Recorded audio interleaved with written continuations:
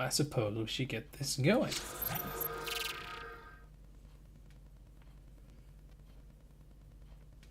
Alright. Hello, everybody. So, I guess I didn't really title this very well. I just kind of said 40k vibes. But yeah, so typically when I do these things for tournament breakdowns, I have a whole bunch of pictures of stuff and I go very in depth of the actual gameplay. Today's going to actually be a little bit different. I ended up participating in a tournament, ran completely different from the guys in our area. Went down there with one of our teammates, and we both kind of agreed on some things, so I'll talk about that after I do the quick breakdown of the games and kind of my personal takes of the tournament afterwards, which is kind of why I waited a couple days to actually do the breakdowns. So instead of having a whole bunch of pictures of like how the tables looks and everything like that, I'm pretty much just going to talk about the mission, how I tried playing it, how it ended up turning out. It's going to be a little difficult, obviously, because I don't have the visual representation. But like I said, I wanted this to be more about what I'm going to talk about after everything than the actual tournament itself. So, game one, or round one, I should say, I faced Thousand Suns. So typically, as Sisters, I've been playing Sisters of Battle now for like 2 months, 3 months now. Going Bloody Rose, going for the Exploding Sixes, all that fun stuff. But for this game, and I usually go the Passion for the Exploding Sixes in melee. Obviously, against the Psyker Army, I want to go... I forgot what it's actually called, but pretty much makes it where the built-in 6-up deny is instead of a 5-up deny. Thousand Suns, very psychic-heavy army. That's obviously what you want to do. What are you called? Where are you? Aegis of the Emperor. So you might deny the witches instead of it being on 6-ups, it's on 5-ups. And I made a little alteration to my list compared to the list I have been running. I took out the Sacrosanct that I've been running, and I added in a Hospitaller, just because right now, with how things are kind of shifting and how people are trying to deal with a lot of damage cap in the game between like Necrons, Abaddon, Sisters being able to play super cagey, bombers are starting to become a thing, mortals are becoming a thing, like non-LOS psychic powers that do mortals, like all those things are starting to kind of become more prevalent. So the Hospitaller, I felt like, was going to be something I needed to start testing and playing with, just to kind of have the 6-up Feel No Pain within a 6-inch bubble to help with those matters, then also the 1 CP D3 res.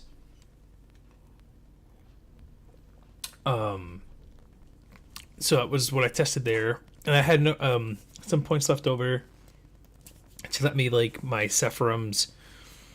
I had an 8, a 6, and a 6 versus my traditional 8-5-5, just because again, if I needed to use R&D as a secondary, I no longer needed to worry about rolling the dice. Zephyrum can just come in, do it, and it's done for free since there's 6 of them. So yeah, first mission was Abandoned Sanctuaries. Hold 1, 2, hold 2, hold 1, hold 2, hold more. I don't even know what to call this style of deployment. Mid to corner deployment, yeah. Another caveat of this tournament, it was down in Illinois. It was at a store called Cataclysm.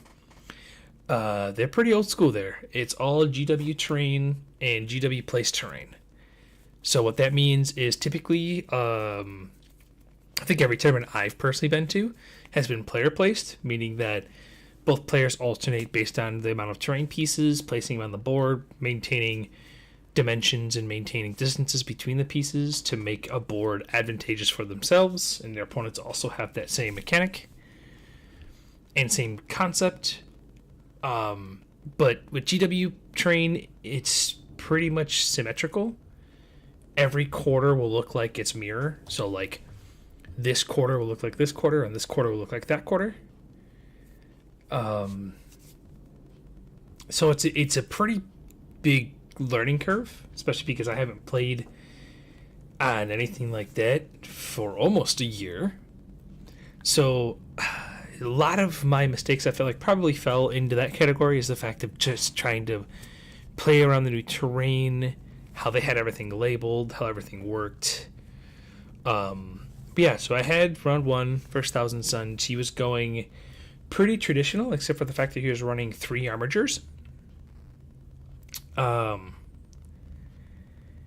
So he had the 2 10-man bricks of Terminators. He had a Flamer 10-man of Rubrics, a regular 10-man of Rubrics, 1 unit of Cultists, and then 3 armigers. Discussed it a little bit why he wanted the armigers, and he said he mainly just wanted some extra teeth, some actual anti-tank shooting, because if you actually looked at the Thousand Suns Codex, it doesn't exist for the units you want to take. The best you could do are your Hellfire missile racks, which are strength 8 minus 2. So I mean, they're really not that big of a thing for an anti-tank gun, but it's their strongest gun. So the armigers he just had all equipped with meltas and heavy stubbers, just to kind of give him some range, give him some heavy hitting. He got first turn. He was running Cult of Duplicity, so he basically went all in turn 1, which kind of caught me by surprise. I wasn't anticipating that from a Thousand Suns player, knowing you're facing a melee army. So there's some things I greedily deployed. Like I made, on this side, there's a giant ruin for me to hide in. Like partially in my deployment zone. So I guess on this map it would have been more like on this quarter. And yeah, so I'm spacing. But yeah, so I kind of deployed greedily into that ruin, not thinking that he was going to go all in. And he went all in. He popped his Umberlific Crystal, letting something deep strike 9 inches away from me. He did the Cult of Duplicity spell to deep strike his Flamers 9 inches away from me. He picked up some things. There was a slight miscommunication, which again, that's one of the topics I'll talk about at the end of everything, about his meltas, that he, I guess, decided to not fully share or fully explain before the game as we were deploying after asking him 5 times. So he was actually able to shoot at the rhinos and stuff like that. So he took out a couple things, but then, like, as a very swift response, I picked it up. I mean, I picked up a Terminator brick, I picked up the Rubric brick, and called it a day. I mean, that was... He even charged in his Rubrics, which was kind of wild. They don't have a melee profile, so they're pretty much just hitting you with the back of their gun. I guess maybe he assumed because it's sisters and their toughness 3 that he can kind of like try bullying me, and maybe because I was a newer player in the area, he like didn't anticipate me knowing how to play the game. Kind of like my mentality, like, you know, if you just go with ruthless aggression, sometimes people will overcommit. And that ended up not being the case. I pretty much threw 1 Zephyrim unit up forward to kill... Oh yeah, 2 cultist units. Kill one of his cultist units, because I knew a good way to stop Thousand Suns, especially when he's going so tall, is to force them to have to play to their primaries. Because, especially in a map like this, and he already threw 2 units out of his like 6 that are OPSEC and can actually hold objective markers. He just threw 2 of them at me. So I was like, cool, I'm going to go pick up some cultists. Now he only has, in reality, 1 cultist unit and 1 Rubric unit. And then I have an entire flank to myself. And it ended up panning out pretty well. And then turn 3 happened. And it was one of those moments where everything just kind of unraveled. He deep struck his other Terminator brick to the left flank that I completely obliterated at this point. Popped the Rhino with just the million bolter shots. I mean, they're Terminators. 1,000 Sun Terminators can put out... What is it? 8 times 5, so 40 shots of bolters. I mean, it's just massive shots. He popped it. I had my 8-man Repentia unit in there, and I'm like, perfect. I'm going to put them where they can't get charged. I'm then going to go pick up these these Terminators, call it a day, and the game's over. Like, there's nothing he can do about it. He has 3 armigers to try holding objective markers, and I still have half my army. And then I rolled 6 1s. So the Rhino got popped, and I rolled 6 1s. Again, it's not one of those things you can really tactically plan for, and that pretty much cost the game, because I wasn't able to kill the Terminators. I instead had to change the plan and try to fight over the center of the board, which I did successfully, but then he picked up that 10-man Terminator unit and dropped it onto my Defend the Shrine area and just denied me off primary. at that point. He just, yeah, he took over the map because of that. He was talking about like he didn't think that I was going to be able to kill them with the Repentia in the first place because he had all the buffs on them, except for the 4-up invul. And I'm like, well, the Repentia already -1 to hit. I'm already rerolling my hit. Vol will be in the charge as well. I can spend the 1 CP for auto wounding 6s. I'm going to be strength 6. I have the Repentia superior. Like, everything was pretty much, I was going to pick up those Terminators. If I have at least 6 to 7 Repentia alive, Terminators are just gone. But, you know, sometimes dice games happen. And he ended up beating me. I think it was like a 30-point differential because, like I said, he was able to just shut the point scoring out from me at that point. The Terminators went over here and just picked up everything. Because the only thing I had over there were all the like weaker units of sisters. You know, your Battle Sister, the Novitiates, the Hospitaller was hiding in there. Just all the OBSEC bodies were here because this was my shrine. I needed to guard this. This is what I needed to hold. So, yeah, that was the unfortunate part of that game. As I said, both round 1 and 2, there are some player etiquette things that I found wrong, and that's why it took me a couple days to get this, because I really wanted to just like get the saltiness of me losing out of me, so I can kind of talk about it more as a devil advocate, you know, more neutral on it versus like how it was what word am I looking for? Disadvantageous towards me. There we go, English. But yeah, so there was a couple things I'll talk about at the end, specifically about this game, and then we'll talk about round 2. So round 2, I faced Nurgle demons on conversion. I felt pretty confident going into this one because he was a very, very, very slow moving version of demons. I mean, it's Nurgle. So again, this is a 1-2 or more. I got to go first. I made this my shrine. I mean, it really was pretty much textbook sister play. I was somewhat aggressive with my Zephyrim and my Novitiates. So I pretty much moved my entire army out of my deployment zone to be able to guard this against this 2 demon. He had a Great Unclean one, and then he had a Soul Grinder, I think is what it's called, over here. And then he had everything just kind of back here. Afraid of my Retributors hiding in the ruin that was like right here-ish.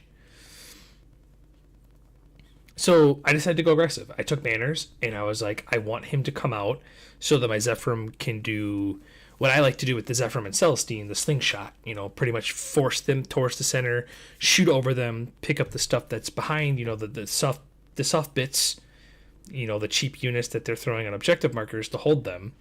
And then they have to figure out how is my elite slow moving units going to get back to hold primary. And then they're stuck in that decision-making process of, well, do I just keep going forward or do I go backwards? And then at that point, it's like, I have, you know, the whole everything around the board except the center, and I can just play the game of throwing things slowly at you and blocking you and just letting you only have the center. So as the game started, he said he was pretty new to demons. He wanted to take the game super, you know, a lot more casual. That was kind of an understanding we both had. And again, this was a big player etiquette thing on my end. I should have been a lot more stern in this matchup. But there was one instance where I forgot to do something. I asked to do it after we kind of moved out of that phase. My opponent said no.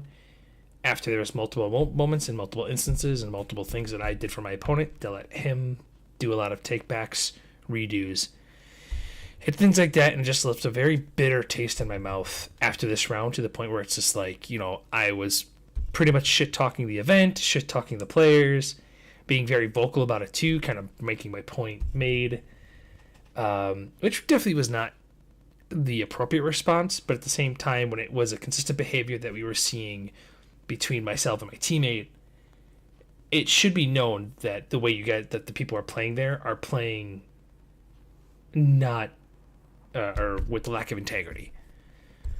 But yeah, so this was one of those games again where like everything was going so right until I forgot one move, and then it's like I unraveled myself. I just sat on this forgotten charge, and I never I just didn't continue. I just sat on it.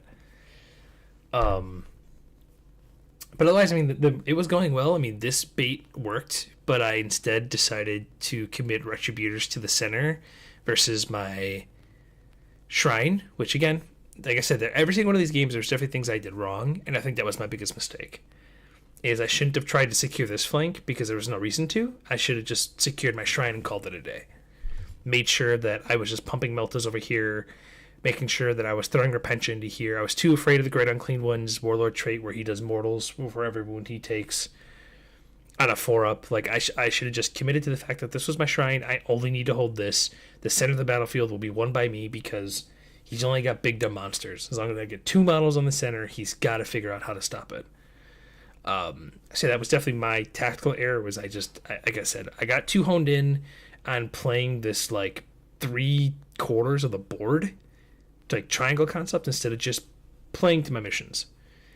So that was that there. And this, like I said, this is going to be a big game I'm going to break down when it comes to player etiquette and how you should intend to play this game. Round 3 was the Scouring, which is, again, a perfect mission for Sisters. I'm not going over my secondaries. I will tell you them now. They were all the same in every single round. They were Defend the Shrine, Leap of Faith, Raise the Banners. All these missions I could very easily hold 2. All these missions I could very easily hold my Shrine. So the Scouring, I ended up facing Admech, which is the first time I've touched Admech in my game time of playing 40k. I personally knew they weren't... I know Admech right now competitively is kind of in a rough spot, but I did give this guy a lot of respect. You know, it's a lot of guns being shot at a whole bunch of toughness 3 models. I'm not going to take that lightly. I'm not going to be like, well, you're a terrible army. I'm going to come... No, I'm going to still play it clean, and I played this I played this mission as cleanly as I possibly could.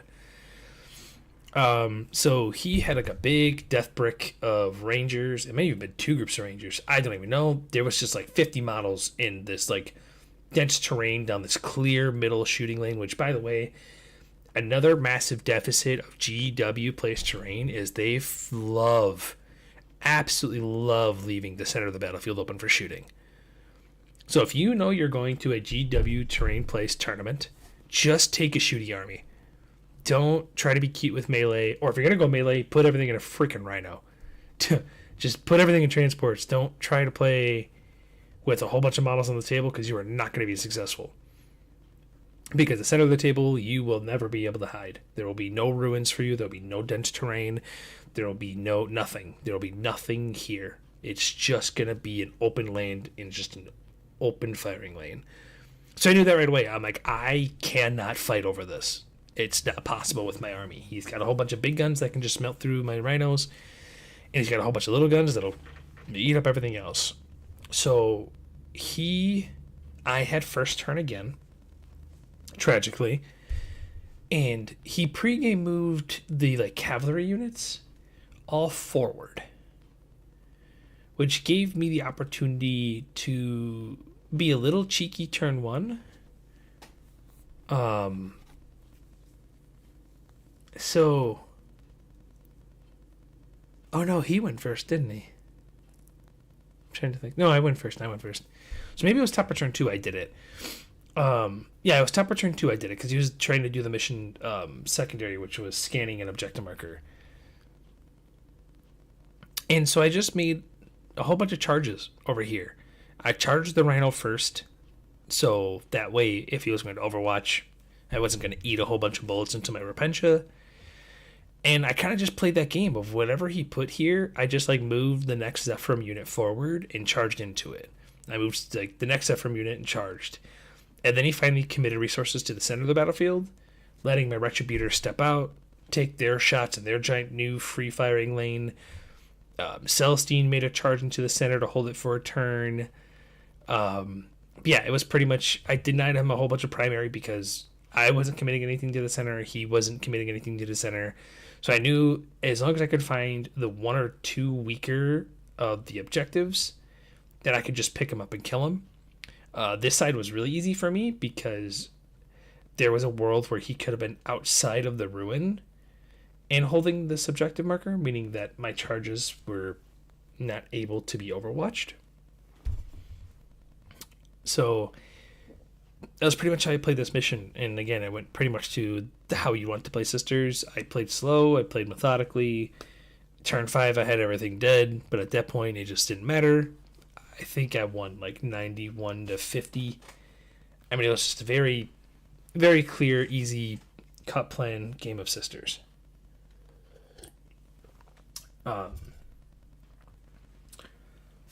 So, Matt, my performance overall wasn't the greatest.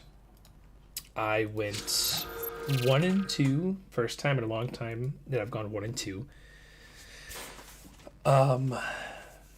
Tactical errors, of course. I mean, not every game is perfect. You can't go into every game thinking that, like, oh, I played flawlessly, I'm the best player ever. Bow down to me. Initially, with how everything kind of panned out, it was definitely that concept of, yeah, I felt like I was robbed. The players I played against, I felt like didn't keep the integrity of the game or the integrity of intent when we played. And I explain that more here in a second. But it's a big issue, in my opinion. When you go to a tournament, there's pretty much two ways most players will talk about playing. When you go to a tournament, there is golf and there's intent. 90% of your games that you watch or you play, or without even realizing it, is more likely going to be being played with what's called intent. Meaning that you're kind of declaring things as you're taking your turn. Like, okay, these guys are going to move 6. They're just outside of 7. They're going to attempt the 7-inch charge during the charge phase. All right, cool. I'm going to stay outside of 24. So that way if something gets nudged, we know that I was outside of 24. Just kind of clarifying things as you both are moving things around, saying things to each other, just so everybody knows that, okay, cool, you did have that movement, you did have those shots, you are out of range of my shots. That there's just that overall vibe of, like, we're both playing at a higher level, but we're also playing at that respect level of, like, we know what you're doing, you know what you're going for, we understand. And then the opposite of that is playing golf, which the reason why it's called golf is you play it as it lies. If when you measured it the first time you were 9 away, and then unfortunately something got bumped or moved, and now suddenly you're 8 away, well, it looks like I'm 8 away now. Not as fun of a way to play Warhammer, in my opinion. That's why pretty much like no one does it, because it's a pretty scummy way to do it. And Warhammer is still a very, even at the competitive level, I feel like it's still a pretty hobbyist mentality. Where a lot of people are still kind of like wanting to play for fun, but they want to win. So they're not usually as like of a stickler. I mean, obviously people are still going to be like, hey, are you sure you're that? Okay, I'm measuring 9 inches. Like, there's still that conversation that can happen. But golf is just kind of like cut and dry. There's no, well, I was outside of 8, something happened, and now I'm 9. And it's like, well, that sucks. Like, no, it's the game really isn't played that way. So to kind of bring that point home with the tournament and why I'm bringing this up personally, and like, I know for our tournament area over here, it's not something that really happens, but it's something to keep in mind just as you kind of get the vibe of a tournament, and I wish I would have caught it earlier. So I could have gotten to that same pace level and that same level.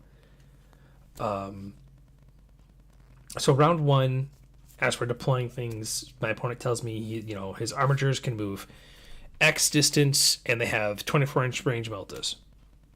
Next thing you know, it's like, oh wait, no, they can actually move this far. Oh wait, no, now they can move this far. Oh, actually the guns are, okay, they're this. The guns are actually this AP. Oh, the guns are actually that.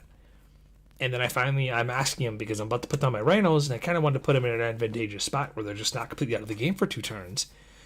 And he's like, oh yeah, they're 24 inches, the armatures move 12. And I was like, all right, cool. I'm like, so threat range is 36 inches. He's like, yep. I'm like, so if I'm 37, you can't shoot me. He's like, yep, cool. I'm like, cool. They're 37.5 inches away.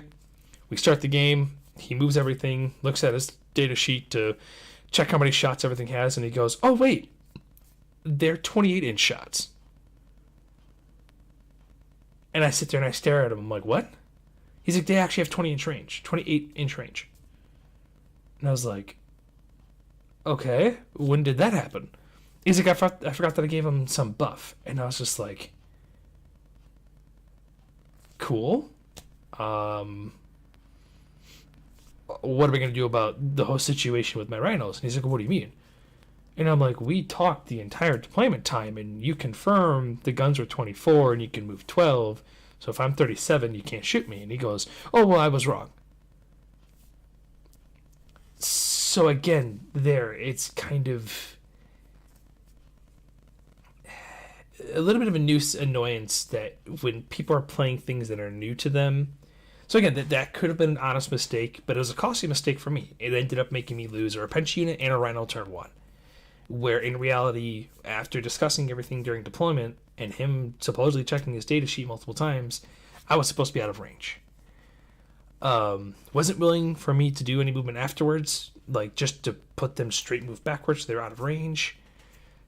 Nothing. Like just straight up nothing. And I was like, all right, cool. I guess I have to suffer in the game because of your inability to read your data sheet and know your list. So I kind of was upset about that. And the next thing goes on, and he's just like, all right, well, this thing has 8 shots.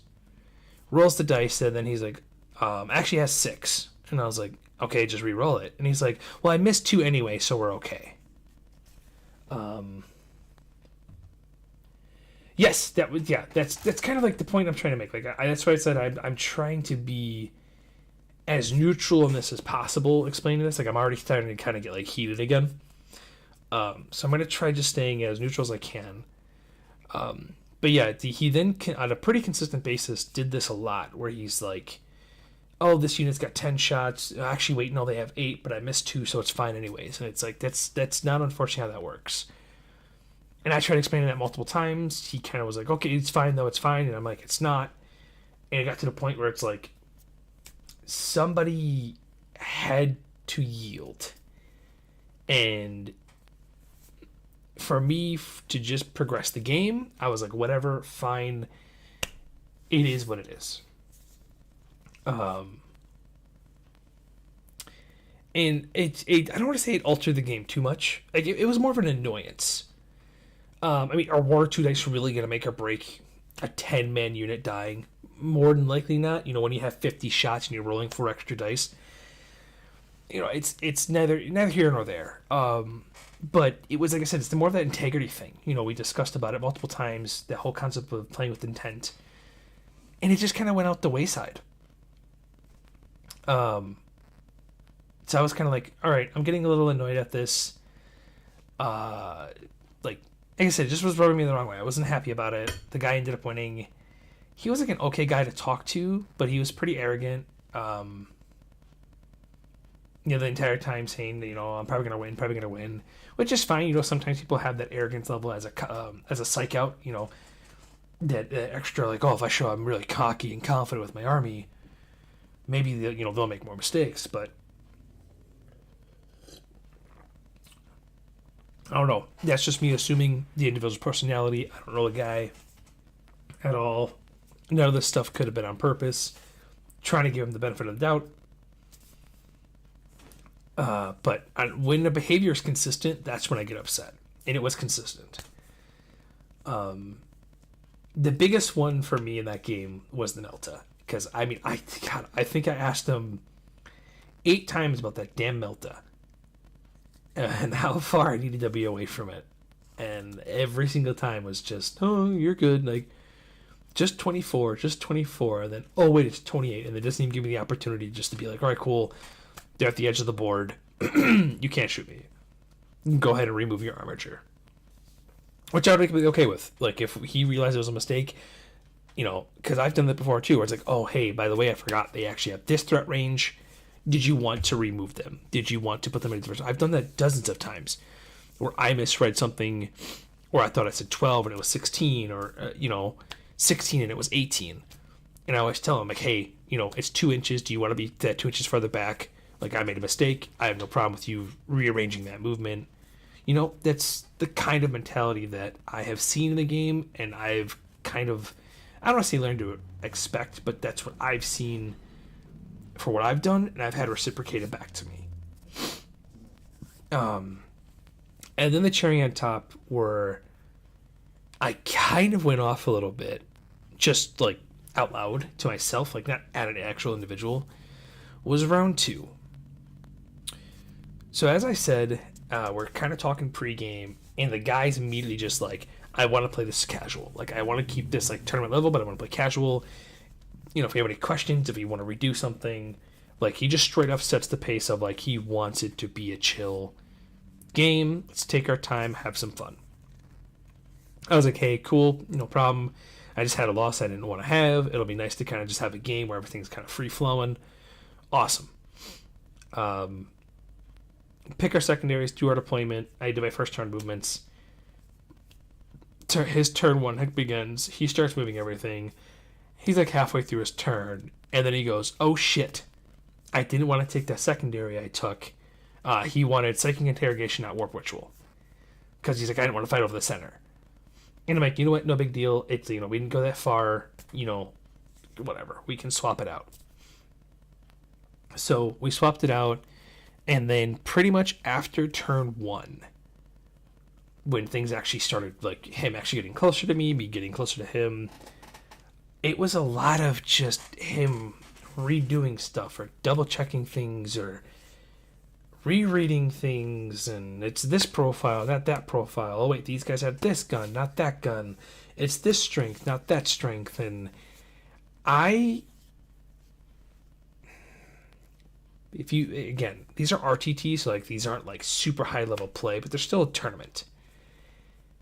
If you want to play something new and it's literally your first time putting them on the table, probably not a good judgment to take it to a tournament level game. It's probably not the best decision. But again, he kind of set that tone early, that he just wanted to play casual, cool, calm, collected. That's like, fine, no problem. Let him, redo a whole bunch of stuff, put attacks into different things, a whole bunch of other things, and then turn 4 happens. And at that point, I kind of started realizing, all right, I kind of need to do a big play with Celestine, give him a 0 for primary, help me kind of catch back up. There was one turn where he was kind of able to out-OPSEC me in a couple objective markers, making me get a 4 for primary. So I was like, all right, cool. My big plan this turn is to charge Celestine. So again, that concept of intent in the movement phase, I'm like, all right, I'm going to move Celestine to 12. She plans on charging there. It's pretty much a give me charge. I move everything else. I do all my charges. I do one attack sequence. One. I have Morven Vol attack into his bloat drones or whatever the Nurgle demon flyer unit's called. She picked him up without a problem. And then it clicked. I was like, oh my god, I forgot to charge Celestine. Is that okay? And then he just looks at me and goes, well, that really sucks. At that moment, I legitimately wanted to hurt that man. Like, the gall of it being turn 4 and me letting you literally switch a secondary in the middle of the game, letting you do all these takebacks, do different charges, change weapon profiles, all these things, and I ask for a charge that I declared my intent to do, and you say no. And he knew saying no was going to cost me the game. Because he knew if Celestine makes the charge into that unit on the home objective, she's picking up that unit, and he's getting 0 for primary. He's getting no banner points anymore. and he's got nothing to hold as primary because he dedicated everything to the center. And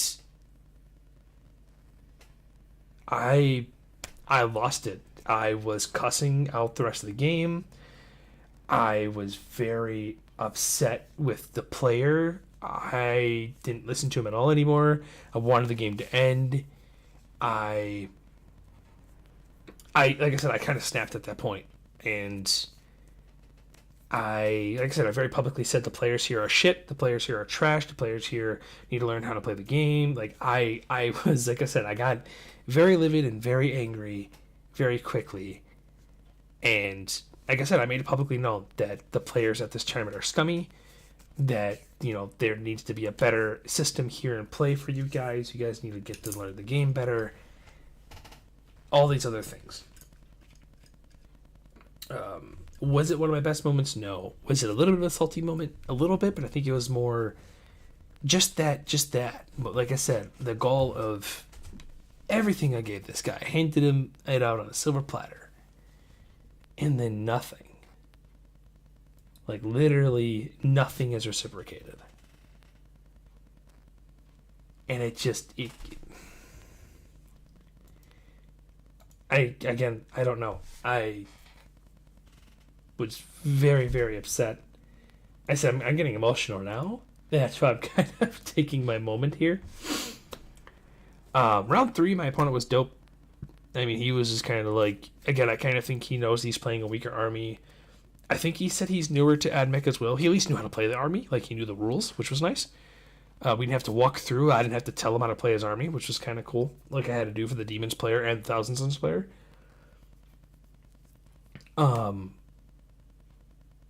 But that was, yeah, so that's pretty much what I was talking about. And then the kicker to it all. So I went with... a teammate of mine, Jack. Art and Ryan, you both know him. And so I go to watch his last game. I'm not saying anything. Again, as a spectator in any game, competitive, whether it's card, miniatures, whatever game, poker, I don't care what game you're playing. You don't say shit. You're a spectator. You sit there and you watch. I mean, you can be like, you know, make your oohs and ahs and oh my god moments, like whatever. You can have your fan moments. You don't talk about what's the table. You don't talk about what's happening at that moment at all. You don't, nothing at all. So it's close to the end, and I'm kind of looking at the score sheet, and the game looks like it could turn. Jack looked like he was dominating in primary, but the secondary game looked a little scary. Not knowing his no prisoners, it was like this guy, you know, on turn 5, he could really flip the script here. He could really have a big turn 5 and cost Jack the game. And so they're talking things out, and Jack at that point is like, I'm too tired to do math. So I stepped in. I was like, all right, this is, you know, I'm not talking about the board. I'm looking at, like, based on the sheet here, this is how many points you have. I was just helping with the math. That's all I was doing. I didn't say anything about the board. I didn't say, oh yeah, if you do that. Nope. All I told him was like, as of right now, without no prisoners, this is Jack's total points. And this is right now for what you have going into turn 5. These are all your points. Just so you kind of both know, because he did ask, and like I said, Jack was pretty burnt out at that point, and he asked for my help with math. That's all I did. Guy's teammate comes up and starts giving legitimate advice about the game, basically telling him what he should do. So to kind of put in perspective, so it's conversion. At this point, Dante is sitting alone on this objective marker. The guy has some aggressors sitting, I want to say like here-ish, like just on the outside of the objective marker, so like wherever 3 inches would be, so like approximately like here-ish. Definitely enough to be able to move and charge into Dante. Pick up Dante, giving him 4 more points and assassinate. And another, like some points towards another secondary, giving him a guaranteed 12 for primary. Jesse was the Salamanders guy. The guy who showed up late, I don't know what he was playing. I don't think I can go back to that on BCP because I'm not subscribed.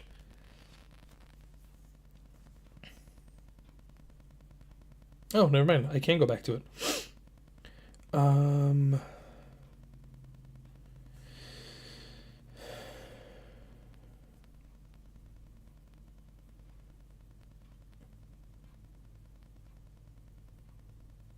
no, I don't think he was playing. I don't know. I can't remember what he was playing.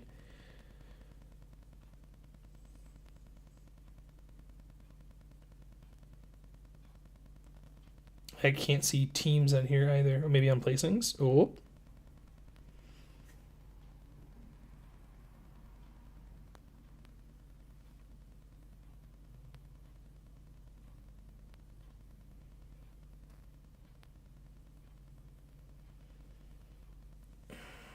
I don't think it was the Death Guard guy. It might have been the Orcs guy.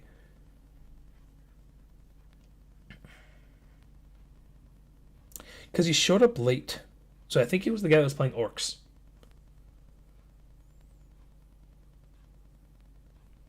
I think it was the guy that was playing Orcs. Yeah, he legitimately comes up to the table and says, dude, just move them off. You shoot the Sanguinary Guard off with your Eradicators and your Aggressors, and then you charge Dante, you win the game. And I'm like, what the fuck just happened? What the fuck just happened? And I don't know if he misunderstood what I was doing, but at that point I was like, hell no, this is not about to happen. Well, the guy forgets to move his Aggressors. And he shoots I think it was one Eradicator remaining into the Sanguinary Guard, picks it up and kills it. Oh, sorry, it was a 3-man Sanguinary Guard, but he killed the closest Sanguinary Guard because Jack tried to maximize his save. So he took it on the guy in cover, so it was a 4-up save versus a 5-up save. Didn't make the save, picked up the Sanguinary Guard, and then the guy goes to the Salamanders player and says, hey, move the Aggressors in charge now. And I'm like, you do not touch those Aggressors. And he looked at me and I'm like, you have shot the Sanguinary Guard. You now have knowledge that you would not have had in the movement phase, which was dictating if you're going to make that charge or not. I'm like, you cannot touch those Aggressors now. I'm like, I have no problem calling a TO for that. I'm like, you have already shot. And the guy was playing Salamander. He's like, hey, you're right. He took his points, called it a day. Jack ended up winning. But I was just like, holy shit, what is going on at this place? After talking with Jack afterwards, he said it was like that all game. Like, again, people not knowing their rules, people, wanting to do takebacks and then not reciprocating it. People, he said his round one was awesome. He said he had fun playing that guy. The guy was like newer to Knights, but again, Jack was super cool, and he said his opponent was super cool. They both had a fun game. The round two, he said he faced a Black Legion guy, and like, Jack said he was fun to play, but like the Black Legion guy was definitely very cocky and arrogant. Cool dude. Like, was fun to banter with him and fun to talk to him. Him and Jack were, chipping at each other in between round 1 and 2 before they played. But yeah, it was just, we overall, as an experience, it sucked.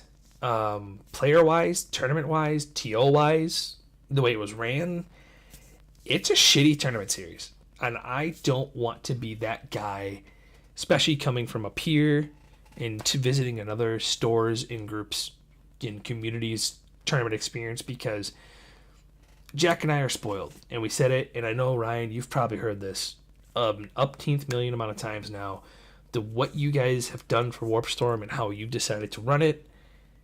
Like, it goes off smoothly, there's never any questions, it never feels you're being cheated. It's just an overall, and the guys that come into play our tournaments are awesome. I mean, the Tundra Tactic guys, they have one or two bad eggs according to some people. Not according to me, but according to some people, they say there's a couple hard heads and knuckleheads in there. But the Tundra guys, absolutely love them. Up and down, talked with all of them, been to events with them where we've traveled. I have nothing but nice things to say about those guys. So the overall experience is always great. Going down there, GW plays terrain, GW terrain features. The TO doesn't pre-upload BCP. You have to bring paper lists. He forgot to update BCP before announcing placements. So Jack's game wasn't even in when he started doing placements. And I had to yell at him afterwards saying, hey, you didn't put in the last game. Like, what are we doing here? Like, I don't want to tear down their name and tear down their house, especially as it being my first tournament. It could have just been one of those days. But as I've said 1,000 times, first impressions are everything. And that tournament was not ran well. Up and down. And like I said, I didn't want this to sound like salt emitting off me. Like I said, I admitted my mistakes. Game one, I should have not deployed though aggressively. I didn't expect my opponent to play aggressively as Thousand Suns. I don't know why you would throw your army at a melee army. It's beyond me, but hey, it worked out for him in the end. The second round, there's really not much I can say about that. I could have dedicated resources better personally, and that's on me.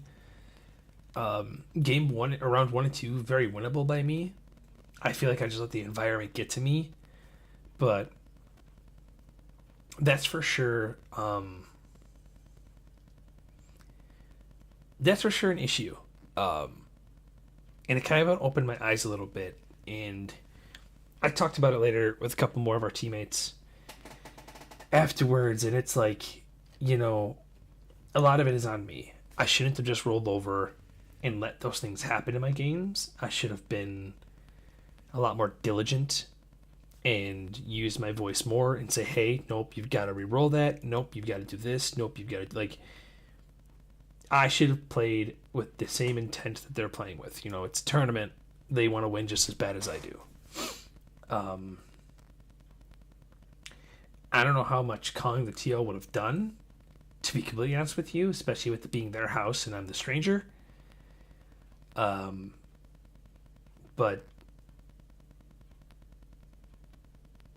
yeah, I agree with you. The big GTs I've never had a problem with. I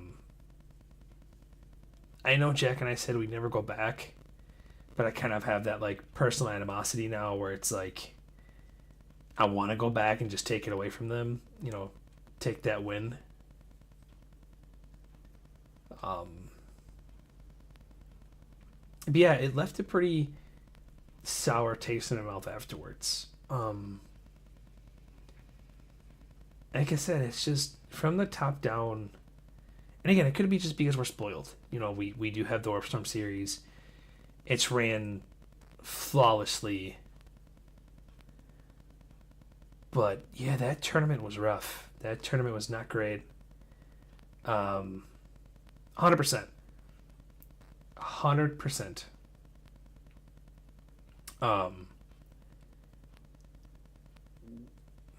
I don't want to fault GW Place terrain and GW terrain. I mean, I know most competitive players dislike the concept. They're a lot more for player place terrain. Actually, I guess I didn't even say that. Player place is like 50, or I want to say probably a solid 70-30 if you look at the competitive discussions. But yeah, it's just one of those things where I don't know if it's because they all just play with phrasing.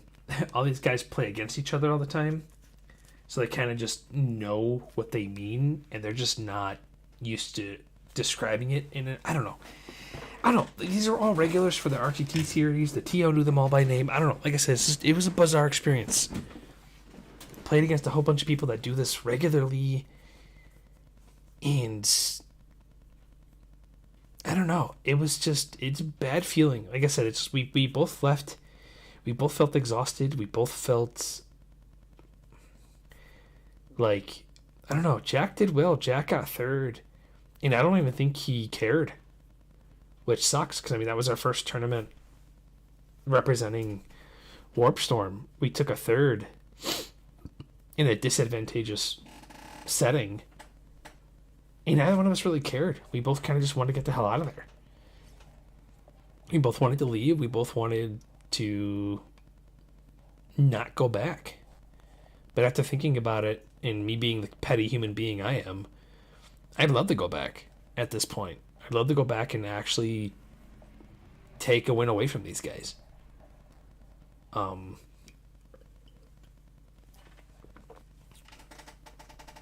definitely wouldn't take, or at least my version of Sisters. I'm not taking a melee army in GW terrain ever again. Or at least a slow moving melee army. That was terrible. That sucked.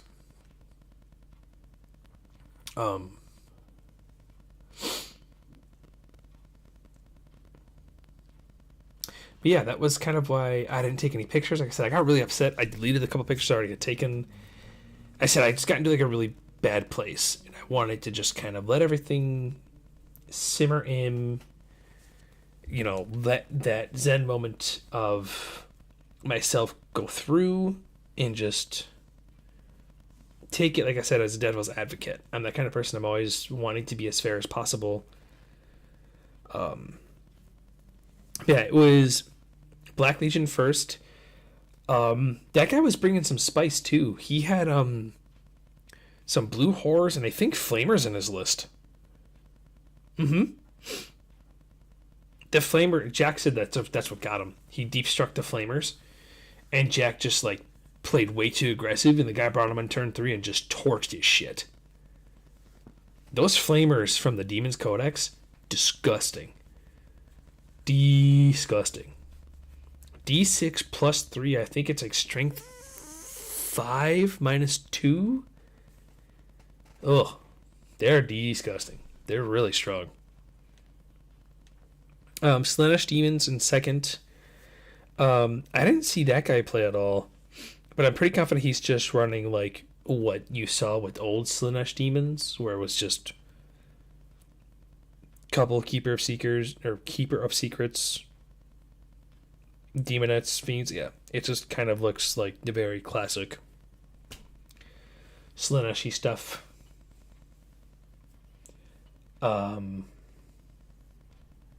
The Black Legion or Demons? And then Jack got third. Jack got, well, I guess what would it be called? MVP, most points. So Jack would have been MVP. He had 258, which is the most points in the tournament. And they award stuff down to fourth place, which I found kind of weird. But it is, I mean, they can divvy out their money whatever way they want to. It's their own thing.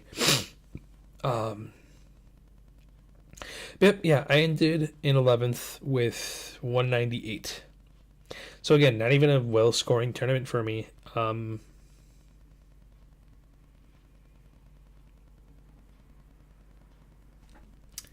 But oh, I mean, those things are disgusting. They're so, I gotta look it up. I forgot what they are. They're so good.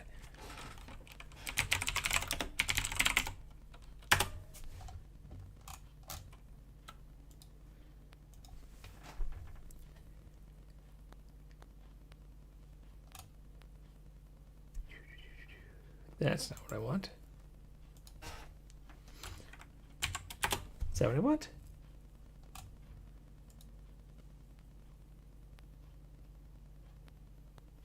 Yeah, strength 5 minus 2. Ugh.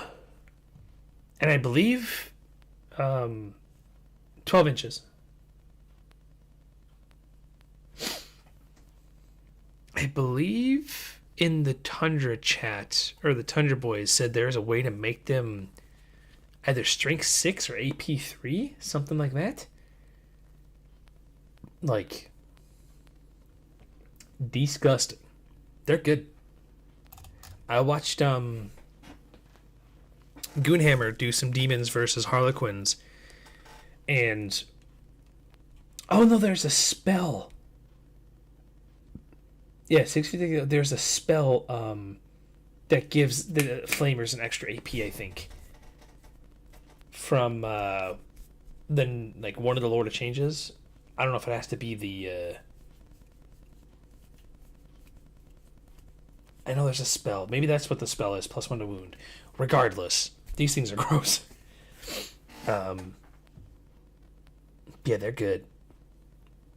But yeah, Goonhammer was saying this is the best data sheet in the Demon book, and I would not deny that. Like, just based off raw numbers, like actual stats on a paper. Like, yeah, the demons are demons, but like this thing, because it's gotta be cheap. Like, they can't be a lot of points. The fact that they was able to play Black Legion and have 9 of these things, there's no way they're expensive.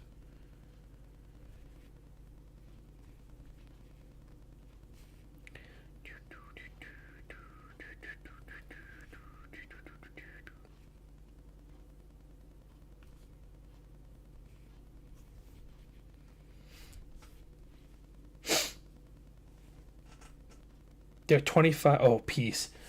I was about to say, if you no, they can't be. They're not even. They can't be. 25 times 5. No. They've got to be more than 25. Because a 5-man is 150. And a 4-man is 125. So this is like an upgrade in there somewhere.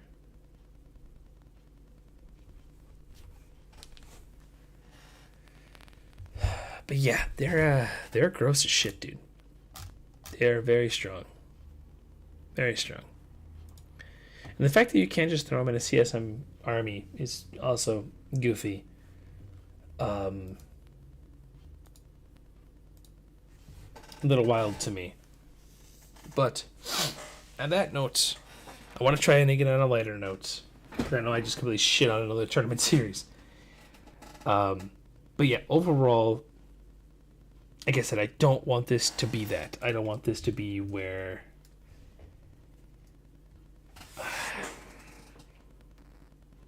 I felt like it became what I didn't want it to become, but I don't think there's any other way I could have avoided it, because I'm just kind of venting. But yeah, so overall, I would just say, don't go to a tournament if you don't know what you're playing. Or if you don't know what you're playing, at least have faster shortcuts to find your stuff.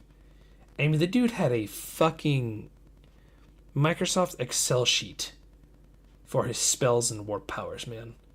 Like, you can't be breaking out a legal pad of or legal paper, legal size document paper to figure out what your army does. You can't be doing that, man. You can't be doing that.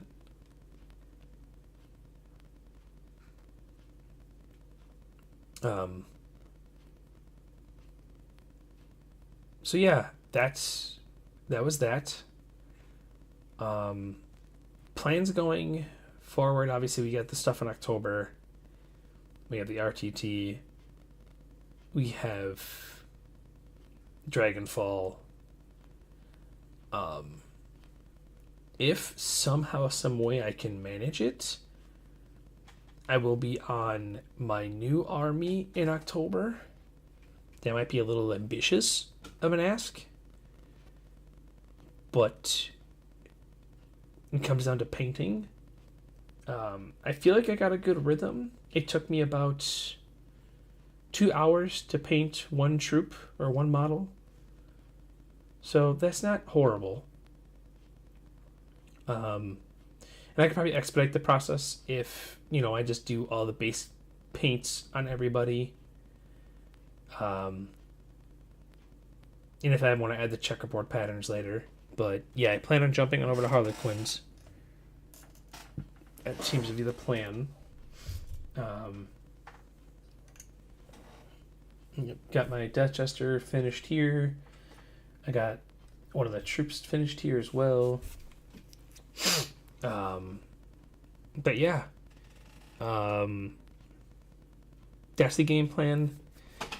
I kind of wanted to do a weekly YouTube thing, kind of like how our buddy Adrian does, Gamecraft Dragon. Obviously not on the same day.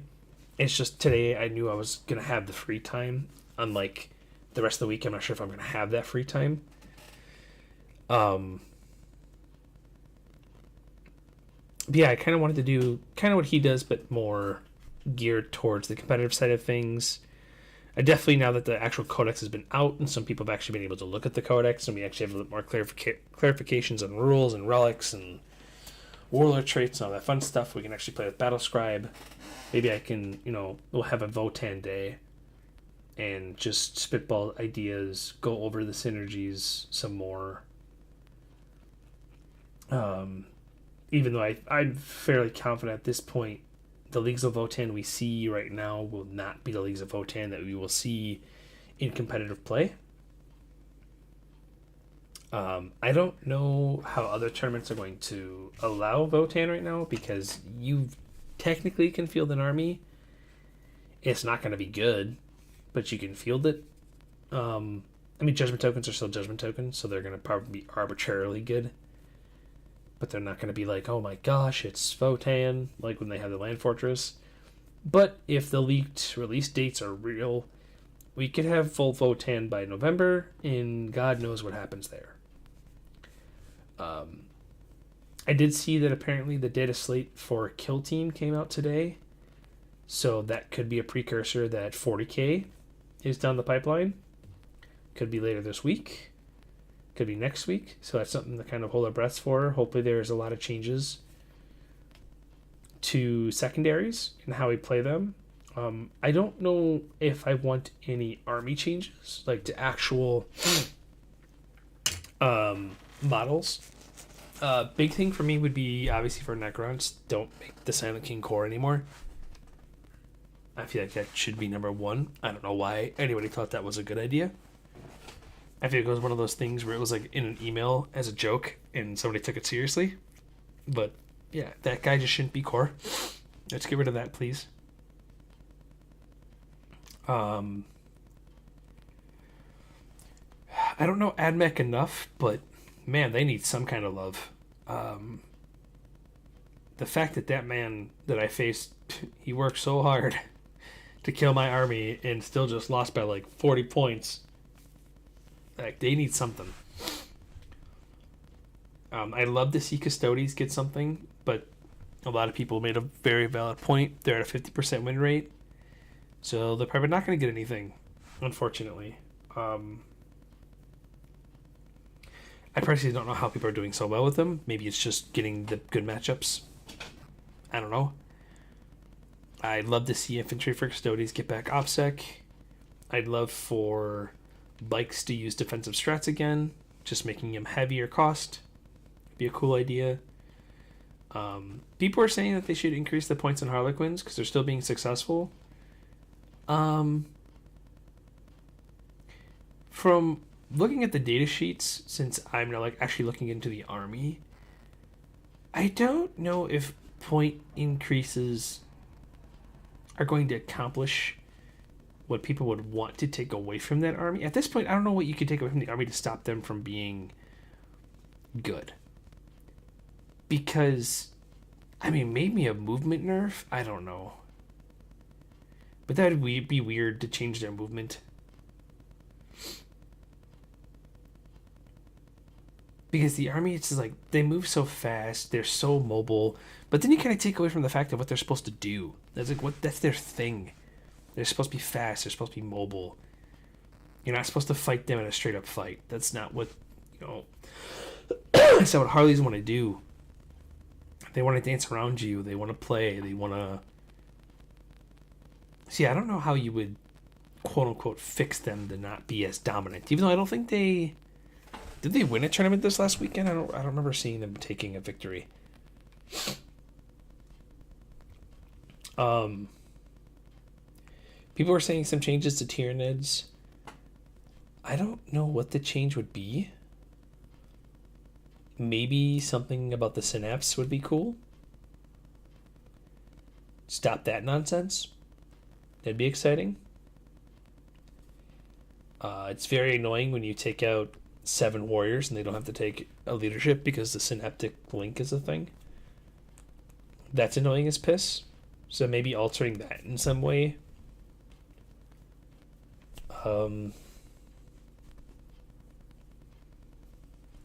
What else is top tables right now?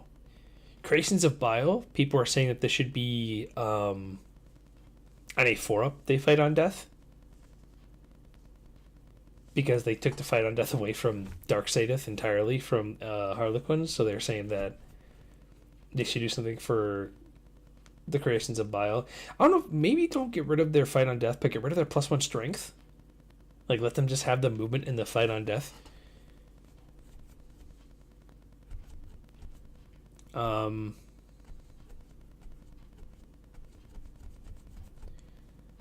For the rest of the CSM Codex, I think it's fine. I personally would like to see Obliterators become more expensive, but they're already pretty expensive, so it's probably not going to happen. I just hate that model. It's a bucket of good stats, and I hate it. I don't think Tau need any changes, to be honest. I know I saw some things on like a Reddit post saying that they like to see some changes to Tau, but I don't know what more you can do to them until they just become 8th edition Tau again. Or if they have big scary guns, they just can't do anything with them.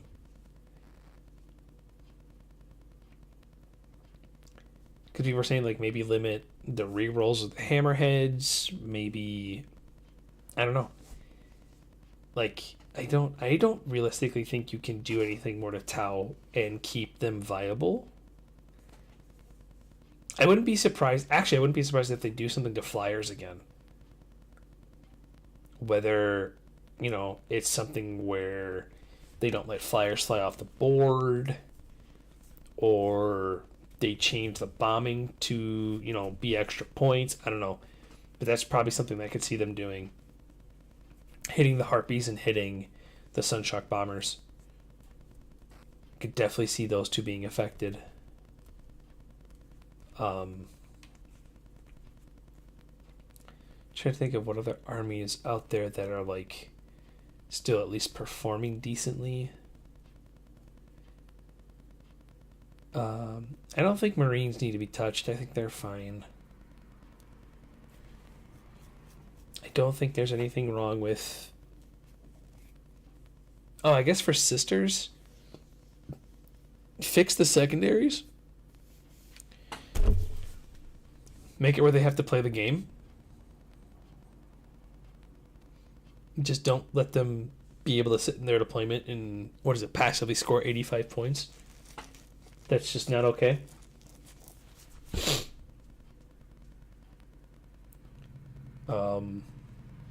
I wouldn't change the Miracle Dice thing. Well, maybe you should.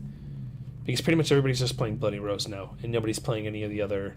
Actually, even before the Miracle Dice change, if you weren't playing, Martyred Lady? Or Valorous Heart, whatever one it was, that generates Miracle Dice when anything dies.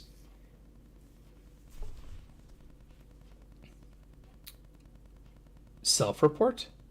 What do you mean?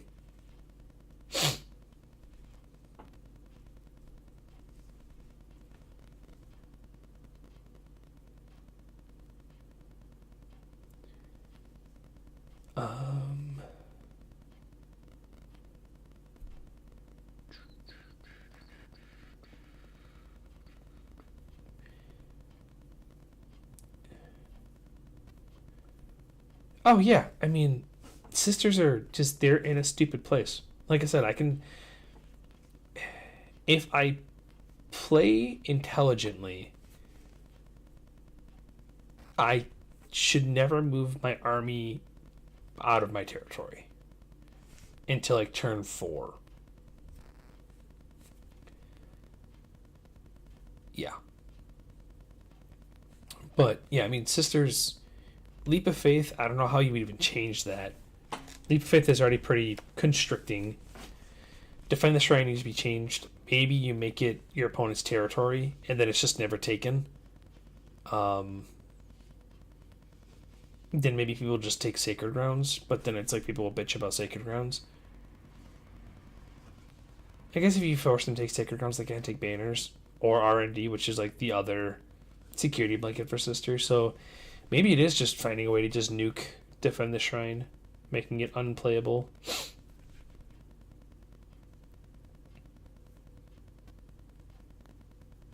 Necron secondaries, I'd like to see changed.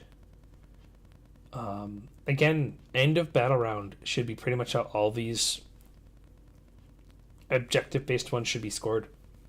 If we're not going to have Stranglehold anymore, there shouldn't be some armies that can still take it. That's just not. It's realistically not fair to the bulk of the game. Like, there's still so many armies that have their own version of Stranglehold that are actually better than Stranglehold. I mean, Chaos Knights have one, Tau have one, Sisters realistically have one, Necrons have one. I think Imperial Knights have one.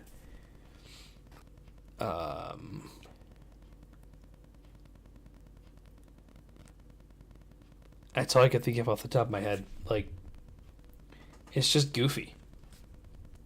I just had an idea of what secondary to change because I was thinking about Long War. Excuse me. Give CSM some love. Change Long War. Long War is like it's a take for every army that's CSM, but depending on army you face, you're not always gonna do well on it. Especially because not a lot of stuff in CSM have OBSEC. So yeah, I'd like to see a change in Long War, making it, I don't want to say easier to score, but like maybe a little bit heavier to score, maybe some more points if you accomplish it. Make both halves 2 points. And then just like don't make it be able to be scored turn 1 or something. I wouldn't mind this Defend the Shrine being scaling, kind of like the Dark Angels one. Or it's like 1 turn 1, 3, 7, 12, 15. And then if you ever lose it, it resets. I wouldn't mind that. That'd be a healthy change to it. I mean, we don't make it don't make it a make it or break it secondary. You know, for every turn that you hold it in consecutive turns, that's how many points you score. Maybe something along those lines. I guess that's a little more harder to check, but I don't know.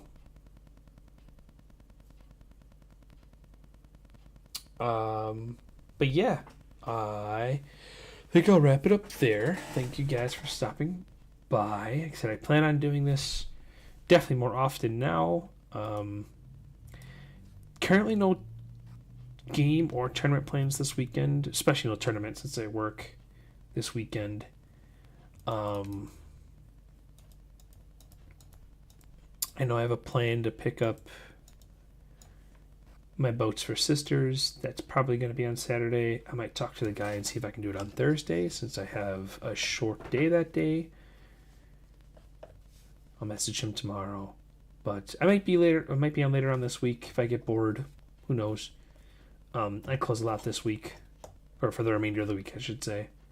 I think I close tomorrow and Friday. So I don't know. But I do appreciate you guys stopping on by, and I hope you guys have a good rest of your night. Peace.